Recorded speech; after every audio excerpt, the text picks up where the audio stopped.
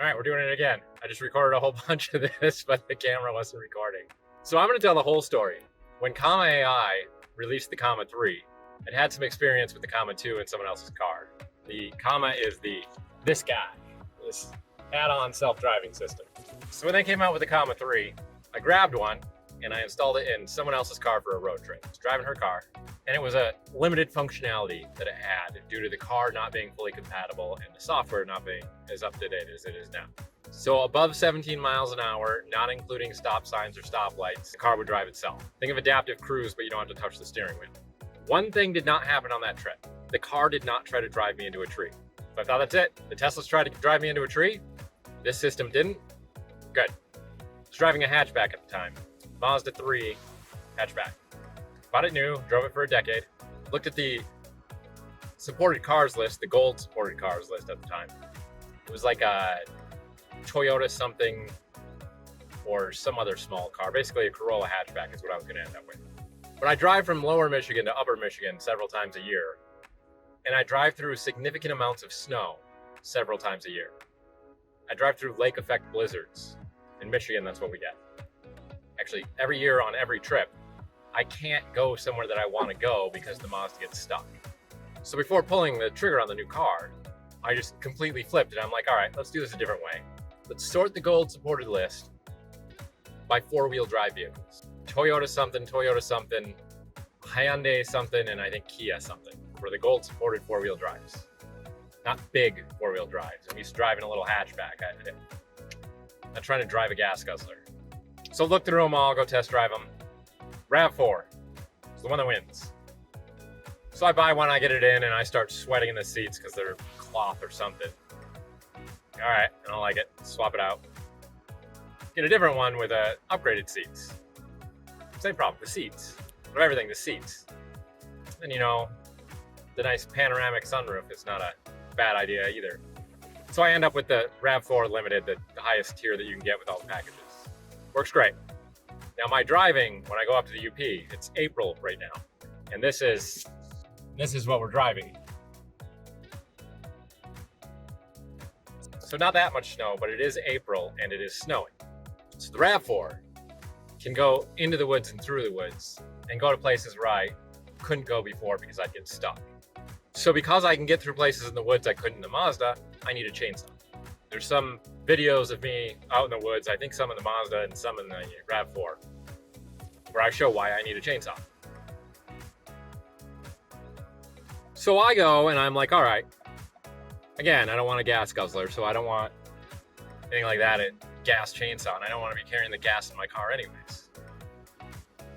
Sorry, what's the best gas chainsaw? It's a Ego Power Tools, 53 or 80 volt, 18-inch chainsaw. Buy that chainsaw, put it in the RAV4.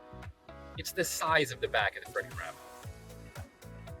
There's no way I'm gonna be able to fit a dog in the back. There's no way I'm gonna be able to fit luggage in the back. It's gonna be less space than my Mazda. And I mean, when you put the cooler in and you put everything else that I normally carry, it's just not gonna work out. So I swap it out and I'm looking and I'm like, you know what, what's a white themed, goes with snowy, goes with the color of the car, blizzard white, blizzard pearl, blizzard white, whatever. It's a chainsaw that meets that's electric, that just works, right? I don't need to be cutting down trees all day. I'm not a professional tree cutter at it. Turns out it's Hart, which got purchased by Walmart. I think the reputation went downhill when they got bought by Walmart. So I buy a Hart chainsaw. And I buy their bar and chain oil. Hart branded bar and chain oil, and it is biodegradable plant-based. It doesn't work. It leaks out of the chainsaw and makes a disaster. Luckily, the RAV4 comes with the WeatherTech something fancy mats that don't care if they get organic, whatever this is, all over it. You just take it out and hose it off. The problem with the RAV4 and every other modern day car that has this suite of sensors, there's a little logo on the front of the RAV4. I'm sure I can put it right here. And that's got the front something, I don't know what. Maybe radar, maybe whatever. It's critical. The Comma won't drive when that front emblem gets covered in ice. And the car gets angry too. I'm driving up to the UP and my sensor freezes. Gets a thick layer of ice on it. Pull over, start scraping it off, clean it up. Oh, apparently we're stopping really quickly. Thanks, guys. Clean it all off. Obviously, this happens again. Get out of the gas station. Like, you know what? They use propylene glycol or something in antifreeze and to de-ice plane wings and airport runways. So an oil, basically, can prevent ice buildup. Well, I have this useless bottle of oil with me in the car.